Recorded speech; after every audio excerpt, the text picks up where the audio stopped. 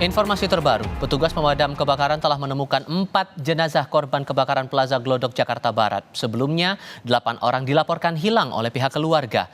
Sekitar pukul 5 sore waktu Indonesia Barat, petugas Gul Karmat kembali mengevakuasi 2 kantong jenazah dari gedung Glodok Plaza. Dari total 4 kantong jenazah, 3 diantaranya sudah dibawa ke Rumah Sakit Polri Kramat Jati. Sementara 1 jenazah yang telah ditemukan masih dalam proses evakuasi keluar gedung.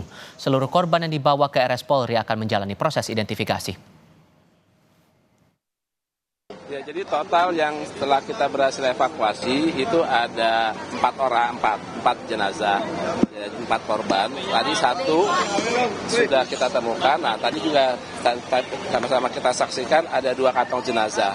Nah, 1 lagi masih teridentifikasi yang masih nanti kita akan turunkan lagi ke bawah. Jadi total seluruhnya itu ada 4 dari 8 yang sudah terlaporkan. Perkembangan proses evakuasi korban kebakaran Glodok Plaza akan disampaikan jurnalis Kompas TV Renata Panggalo di lokasi kejadian. Proses terhadap jenazah korban ini sejauh mana prosesnya tadi, Renata? Ya, Tifal dan juga saudara, sampai saat ini petugas damkar masih terus melakukan upaya evakuasi maupun pendinginan. Karena memang terakhir informasi yang kami dapatkan dari PLT Kepala Dinas Gul Karmat, Satriadi Gunawan, mengatakan bahwa sudah ditemukan 4 jenazah, yang dimana 3 diantaranya ini sudah dibawa ke Rumah Sakit Polri Kramat Jati. Kalau lebih detailnya lagi, sekitar pukul 14:15 waktu Indonesia Barat, tadi sudah 1 orang dibawa ke Rumah Sakit Kramat Jati, kemudian menyusul di pukul 17 tadi baru saja 2 orang jenazah begitu yang dibawa kemudian ke Rumah Sakit Polri Kramat Jati untuk dilakukan identifikasi. Tadi dibilang ada 4, berarti 1 lagi, Tifal dan juga saudara, yang masih dilakukan proses evakuasi,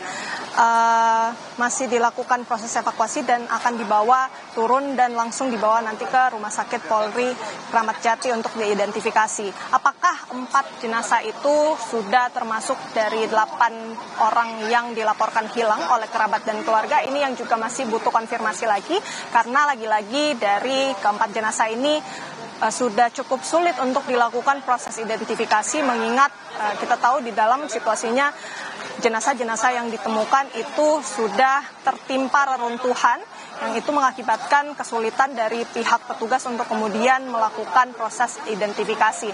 Nah, Tifal dan juga saudara, tadi kendala-kendala juga sudah disampaikan bahwa gedung ini cukup luas, kemudian juga ruangannya ini bersekat-sekat karena kita tahu ini merupakan pusat perbelanjaan elektronik terbesar di Jakarta. Ini banyak sekali toko-toko elektronik yang membuat para petugas juga ini kesulitan untuk menyisir lokasi. Kemudian juga sebenarnya dari satu gedung ini kan 789 atau lantai 7, 8, dan 9 ini merupakan yang paling terdampak, tetapi seluruh pusat perbelanjaan ini sebenarnya juga terdampak sehingga harus dilakukan penutupan. Dan sampai saat ini juga pihak petugas belum bisa mengonfirmasi apa penyebab atau sumber kebakaran yang sudah terjadi pada hari Rabu malam kemarin, karena kalau yang kami sempat tanyakan, ini olah TKP belum bisa dilakukan karena lagi-lagi proses evakuasi maupun pendinginan masih dilakukan. Sebanyak 6 tim ini diturunkan untuk melakukan proses pendinginan maupun evakuasi, dan masih kita nantikan apakah hari ini akan bertambah lagi jumlah jenazah yang berhasil ditemukan oleh pihak petugas. Tifal. Gambarkan kepada kami keadaan di sana, Renata, terutama yang ada di belakang Anda. Tampaknya ada pembatas dari garis polisi di situ ya, sehingga tidak ada warga sama sekali yang bisa mendekat ke lokasi, betul? Iya, benar sekali, Tifal. Dari visual yang bisa Anda saksikan, saudara, di belakang saya ini memang benar sekali ada garis kuning polisi. Ini yang berarti memang tidak boleh dilewati oleh warga sipil. Kalau kita lihat ke belakang, bisa Anda saksikan ini situasinya banyak sekali material-material, puing-puing yang jatuh akibat kebakaran yang terjadi sejak Rabu malam kemarin. Juru kamera Kompas TV, Ian Faris, akan memperlihatkan Anda bagaimana situasi ataupun kondisi dari gedung. Kalau Anda lihat di atas, Tifal dan juga saudara, ini materialnya terbuat dari kaca dan kebanyakan ini sudah ompong atau sudah pecah-pecah. Ini yang kemudian jatuh, Tifal dan juga saudara, ke bawah, dan ini berbahaya jika terkena oleh warga.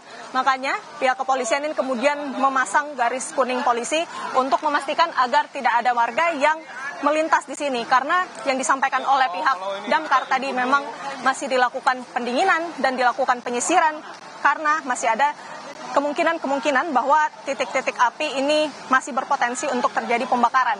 Jadi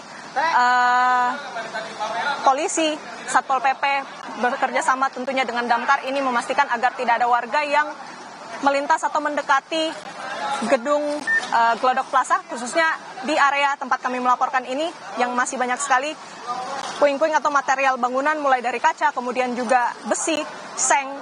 Ini yang kami amati sejak malam memang berjatuhan, dan kalau yang bisa Anda saksikan ini asapnya juga masih mengebul ya, Tifal dan juga saudara. Kalau dibandingkan dengan kemarin memang asapnya hitam, tapi kalau hari ini sudah abu-abu. Jadi memang ini menandakan ya proses pendinginan masih terus dilakukan. Tadi terakhir wawancara yang kami lakukan dengan PLT Kepala Dinas Gulkarmat Satriadi Gunawan pada tadi sore begitu, ini disampaikan bahwa titik api sudah tidak ada, tapi masih dilakukan pendinginan untuk memastikan kemungkinan bahwa adanya titik-titik yang berpotensi untuk terjadi pembakaran. Tifal. Saya harap Anda juga tetap berhati-hati selama berada di TKP. Renata Panggalo dan Yan Faris, terima kasih.